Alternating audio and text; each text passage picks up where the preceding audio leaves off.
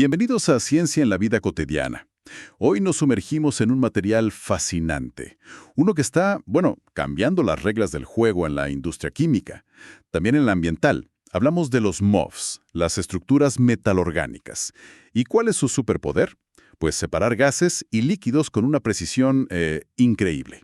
Y pensemos en lo crucial que es esto, ¿no? Claro. Desde purificar el gas que usamos en casa hasta, potabilizar el agua. Son muchísimos procesos esenciales que dependen de poder separar mezclas complejas. Nuestra exploración de hoy se basa en puntos clave del capítulo 16 del libro Introduction to Reticular Chemistry, un libro que habla de MOFs y también de COFs. La misión, que nos plantea este material, es entender cómo estos cristales esponja, diseñados a nivel molecular, pueden superar los métodos tradicionales, o sea, hacer separaciones más eficientes, más selectivas. Exacto. Así que prepárense para ver cómo esta química de diseño está abriendo nuevas puertas. Bien, empecemos por lo básico, ¿te parece? ¿Qué son exactamente estos MOFs? ¿Por qué tanto revuelo últimamente? Imaginen que construimos con Legos, pero a escala molecular.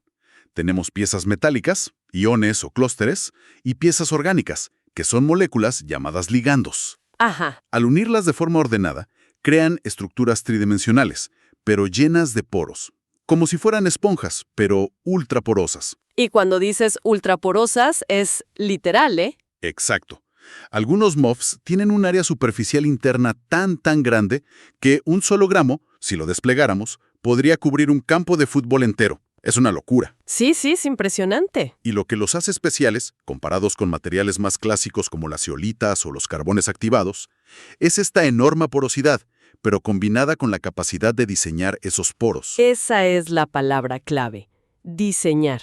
Podemos ajustar su tamaño, su forma, incluso la química de las paredes internas. Exacto. Esa capacidad de diseño a medida es la clave de todo. A ver, la separación en materiales porosos se basa fundamentalmente en cómo interactúan las moléculas de la mezcla con esos poros. Claro. Simplificando mucho, hay dos mecanismos principales. Uno es la separación que llamamos termodinámica. Aquí, una molécula simplemente se pega más fuerte a las paredes del poro que otra. Como un velcro selectivo. Algo así, sí, porque tiene más afinidad química. Y el otro mecanismo es la separación cinética. Aquí, quizás ambas moléculas se pegan con una fuerza parecida. Ajá. Pero una, por ser más pequeña o tener una forma, más adecuada, se mueve mucho más rápido a través de los poros. Como pasar por una puerta giratoria, ¿no? Si eres más ágil. Exacto. La más ágil pasa primero, y la genialidad de los MOFs es que podemos ajustar su estructura para favorecer uno u otro mecanismo, dependiendo de la separación que necesitemos hacer. O sea, podemos crear filtros inteligentes, pero a nivel molecular. Fascinante. ¿Y dónde vemos aplicado este potencial?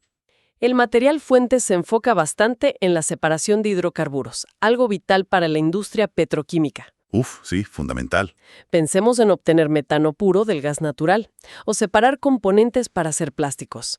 Los procesos actuales, como la destilación criogénica, funcionan, claro, pero Gastan muchísima energía. muchísima. ¿Son los MOFs una alternativa real aquí? Definitivamente se está explorando intensamente, y los resultados, la verdad, son muy prometedores. El material menciona varios ejemplos clave. Por ejemplo, los hidrocarburos ligeros. Metano, etano, propano. Esos. Aquí a menudo las cadenas más largas se absorben más fuerte, se pegan más. Pero lo interesante es cómo podemos jugar con el diseño del MOF. A ver. Mencionan un MOF llamado MMS1. Este actúa como una especie de portero molecular, ¿sabes? Tiene compuertas que se abren a distintas temperaturas. ¿En serio? Sí, y esto permite dejar pasar selectivamente metano, etano o propano, simplemente ajustando el termostato. Imagina la eficiencia que eso supone. Es increíble. No son solo tamices rígidos entonces. ¿Algunos son dinámicos, responden? Exacto. Y hay otros, como los de la familia MIL53, que son flexibles. Pueden respirar, se hinchan o se contraen al absorber ciertas moléculas, y eso también genera selectividad. ¡Wow! Eso abre un montón de posibilidades. ¿Y qué pasa con los retos más grandes? Como separar olefinas de parafinas. Pienso en el propileno y el propano, que son casi gemelos moleculares. Y separarlos es un verdadero dolor de cabeza energético para la industria, sobre todo la de plásticos. Esa es sin duda una de las separaciones más difíciles y costosas, precisamente por esa similitud tan grande entre las moléculas. Claro. Y aquí es donde los MOFs despliegan, bueno, toda su versatilidad. Usan distintas estrategias. Una es la termodinámica. La de pegarse más fuerte. Eso. Algunos MOFs, como el HKUST1, tienen átomos metálicos expuestos en sus poros. Estos actúan como imanes selectivos para el doble enlace de las olefinas, del propileno en este caso. Las atraen más que a las parafinas, al propano. La pega, claro, es que luego cuesta un poquito despegar esa olefina que se ha quedado tan bien atrapada. Entiendo. Hay que regenerar el material. Claro, pero curiosamente, también se puede diseñar lo contrario. Hay un MOF, el MAF49, que prefiere la parafina, el etano, sobre la olefina, el etileno. Al revés. Sí, gracias a un diseño de poro muy específico donde la molécula de etano encaja perfectamente y forma más interacciones débiles. Y esto último es muy interesante para la industria, porque permite obtener la olefina pura, que es el producto valioso, directamente en el gas que no se absorbe. Ah, claro. Eso simplifica mucho. Otra estrategia es la cinética. Si la afinidad es parecida, bueno, pues explotamos la velocidad. El CIF8 es el ejemplo clásico aquí. Mencionaste antes la puerta giratoria. Pues algo así. Sus poros tienen unas ventanas flexibles, y aunque el propileno es solo un poquito más pequeño que el propano, le permiten pasar unas 125 veces más rápido. ¿125 veces? Sí. Esa diferencia de velocidad es suficiente para separarlos eficazmente. Es como tener una puerta que, aunque casi igual de ancha para dos personas, una sabe cómo abrirla y pasar muchísimo más rápido. Esa diferencia es enorme para moléculas tan parecidas. Realmente muestra el poder del diseño a nanoescala. Totalmente. Y hay más trucos, ¿eh? Existe la apertura de compuerta selectiva. Otro tipo de puerta. Sí, algunos MOFs, como el CIF7, tienen estructuras flexibles que actúan como compuertas, pero que de forma un poco contraintuitiva se abren más fácilmente para la parafina, el etano, que para la olefina, el etileno. O sea, dejan pasar al que no esperarías. Exacto. Es un comportamiento anómalo, pero súper útil para esta separación específica. Y finalmente, está el tamizado molecular puro y duro. El más intuitivo, ¿no? Si no cabes, no pasas. Justo. Diseñar poros tan precisos que sean literalmente más pequeños que una de las moléculas. El KAUST-7 es un ejemplo. Tiene poros de unos 3 angstroms. Muy pequeños. Muy pequeños. Permiten pasar al propileno, pero bloquean completamente al propano, al menos a temperatura ambiente. Es como tener un arsenal de herramientas distintas para cada tipo de separación. Impresionante. Mencionaste también los silenos, importantes para plásticos como el PET de las botellas. Separar sus isómeros, esas moléculas con los mismos átomos pero diferente forma espacial, orto, meta, parasileno, es otro reto industrial porque sus puntos de ebullición son casi idénticos. También aquí los MOFs pueden ayudar. Sí, y de nuevo con estrategias muy diversas. El mismo CIF8 que mencionamos, por su flexibilidad, deja pasar preferentemente al parasileno, que es el isómero más lineal, más delgado, más rápido que los otros dos. Ah, también por cinética. En parte sí. Otros MOFs se diseñan ya como tamices moleculares ultra precisos. El HUC-77, por ejemplo, tiene canales que solo permiten el paso del parasileno. Hecho a medida. Totalmente. Y también hay MOFs como el MAF-X8, donde la geometría del poro está pensada para que el paraxileno encaje y se apile de forma mucho más eficiente que sus isómeros hermanos. De hecho, las simulaciones sugieren que este MAF-X8 podría superar a las zeolitas que se usan hoy en día en la industria. Eso es un gran avance potencial. Sin duda.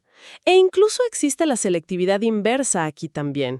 El UIO66 prefiere absorber el ortoxileno, que es el más voluminoso. El más grande. Sí, porque resulta que interactúa mejor dentro de las cavidades específicas que tiene ese MOF. Vaya, hay muchísima química detallada detrás de todo esto, ¿no? Muchísima. Para quienes nos siguen y quieran profundizar en estos mecanismos específicos que se detallan en el capítulo 16, Les recordamos que pueden acceder al material fuente haciendo clic en el enlace que encontrarán en la descripción. Hemos hablado mucho de usar los MOFs como polvos, ¿no? En procesos cíclicos de cargar el material, separar y luego descargarlo o regenerarlo. Pero, ¿no sería más eficiente usarlos en forma de membranas? Como un filtro constante para una separación continua. Esa es exactamente la idea detrás de otra línea de investigación súper importante. Las membranas. A ver, las membranas de polímero, las convencionales, son baratas, son fáciles de fabricar, ¿sí? Pero tienen límites. Exacto. Tienen un límite en su rendimiento. Hay una relación inversa entre cuánta materia dejan pasar y cuán selectivas son. Es el famoso límite superior de Robinson. Y además, a veces no aguantan bien las condiciones industriales, que pueden ser agresivas. Claro. Por otro lado, tienes las membranas hechas puramente de materiales inorgánicos, como zeolitas o los propios MOFs. Estas pueden ser muy eficientes, muy resistentes, pero fabricarlas a gran escala, sin defectos, es complicado y caro. El coste y la escalabilidad. Ahí está el problema. Y aquí es donde surge una solución híbrida, que es muy inteligente. Las membranas de matriz mixta, las MMMs. Mezclando materiales. Justo. Imagina ser como un Jake, como un pastel. La masa es un polímero, fácil de procesar, flexible. Y las frutas que incrustas dentro son partículas de MOF que son altamente selectivas. Combinar lo mejor de ambos mundos. Esa es la idea. Combinar la facilidad de fabricación del polímero con el alto rendimiento del MOF, superando las limitaciones de cada uno por separado. Suena bien, pero ¿funciona? ¿Se pegan bien esos materiales? Ese es uno de los desafíos, claro. Asegurar que el polímero y las partículas de MOF peguen bien, que no queden huecos o defectos en la interfaz. Pero sí, hay ejemplos exitosos. El material menciona membranas de SIF 190 en polimida. Ajá. Y muestran un rendimiento excelente para separar gases, superando ese límite de Robinson. Y lo interesante es que lo hacen sin necesidad de modificaciones químicas complicadas en la superficie del SIF. Esto abre la puerta a procesos de separación continuos, más compactos y potencialmente más eficientes. Esta combinación de materiales, las MMMs, suena muy prometedora para llevar los MOFs a aplicaciones más prácticas, más industriales. Ahora, si cambiamos un poco de escenario, hemos hablado mucho de gases, pero al principio dijimos que los MOFs también sirven para separar componentes en líquidos. ¿Qué aplicaciones destaca el material en este ámbito? Se enfoca principalmente en dos áreas que son críticas hoy en día: la purificación de agua y la de combustibles. Dos temas enormes. Empecemos por el agua. Dale. Una preocupación creciente, y con razón, es la presencia de residuos de fármacos, pesticidas, otras moléculas bioactivas en nuestros ríos, en nuestras fuentes de agua. Sí, se oye hablar mucho de eso. Los métodos actuales para eliminarlos, pueden ser complejos, caros o incluso generar subproductos no deseados. La absorción con MOFs podría ser una alternativa más simple. Pero aquí la seguridad es clave, ¿no? Si vamos a tratar agua potable. Primordial. Absolutamente. Necesitamos MOFs que sean estables en agua, que no se degraden y que estén hechos de metales y ligandos que no sean tóxicos. Lógico. El material menciona ejemplos prometedores basados en hierro, aluminio, titanio, combinados con moléculas orgánicas seguras como el ácido tereftálico, que es parte del plástico PET de las botellas, o el ácido cítrico. Materiales abundantes y biocompatibles. Exacto. La familia de MOFs, 1000, a base de hierro, es muy estudiada para esto. Han demostrado que pueden capturar fármacos como el naproxeno, por ejemplo. La interacción a menudo ocurre con los sitios metálicos del MOF, y el pH del agua influye bastante en la eficiencia. O sea que las condiciones del agua importan. Mucho. E incluso podemos ir más allá y decorar los MOFs. Añadir grupos químicos específicos a sus poros para que atrapen selectivamente ciertas moléculas. Dan un ejemplo de un MOF 1100 modificado con ácido borónico que pudo separar un tipo específico de azúcar, la galactosa, de otros azúcares muy similares. La capacidad de ajustar la química interna del poro para ir a pescar moléculas específicas en el agua es realmente asombrosa. ¿Y qué hay de la purificación de combustibles? En combustibles como la gasolina o el diésel, el problema principal son ciertos compuestos de nitrógeno. Se llaman aminas heterocíclicas aromáticas, ANHs. ¿Y qué problema causan? Varios. Causan mal olor, son tóxicas, forman depósitos en los motores y al quemarse generan óxidos de nitrógeno, los NOx, que contribuyen a la lluvia ácida y a la contaminación del aire. Vale, ¿son indeseables? Muy indeseables. El proceso industrial actual para eliminarlas se llama hidrodesnitrogenación, pero requiere condiciones muy drásticas: alta temperatura, alta presión, uso de hidrógeno. Es caro y además puede empeorar la calidad del combustible, bajarle el octanaje. O sea que tiene sus pegas importantes. Sí. La absorción selectiva con MOFs ofrece una alternativa que podría ser mucho más suave, más eficiente energéticamente, y tiene otra ventaja, ¿Cuál? que en lugar de destruir estas ANHs, permitiría recuperarlas. Porque resulta que algunas de ellas pueden ser valiosas para otras industrias. Ah, mira. Convertir un contaminante en un recurso. Algo así. El mecanismo de captura aquí depende un poco del tipo de ANH. Si es básica, interactúa con sitios ácidos que podemos diseñar en el MOF.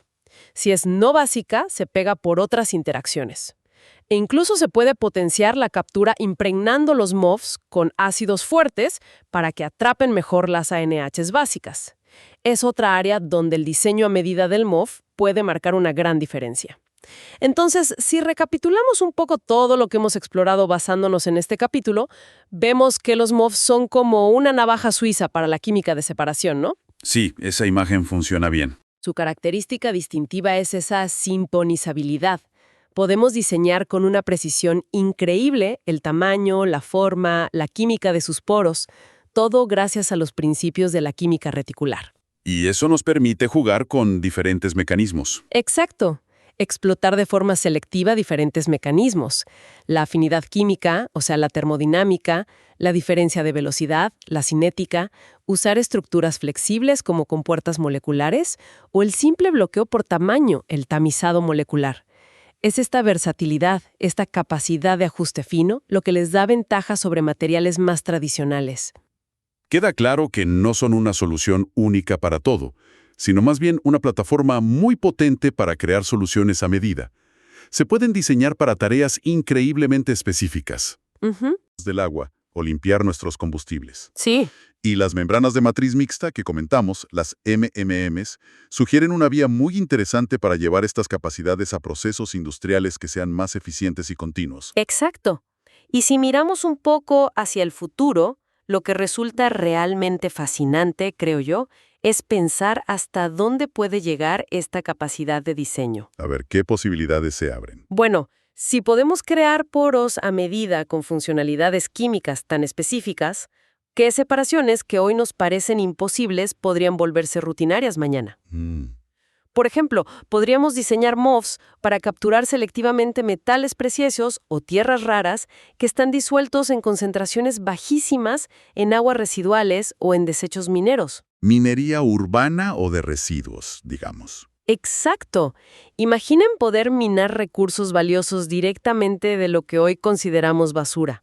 Sería una forma de cerrar ciclos de materiales mucho más sostenible. Ese es el tipo de pregunta provocadora que abre esta tecnología. Ha sido una exploración intensa, la verdad, pero muy reveladora del enorme potencial que esconden estas nanoesponjas de diseño. Gracias por acompañarnos en este análisis profundo del material fuente. Y a quienes nos escuchan, no olviden suscribirse al canal Ciencia en la Vida Cotidiana. Denle me gusta a esta exploración si les resultó interesante y activen las notificaciones para no perderse nuestros próximos descubrimientos. Hasta la próxima.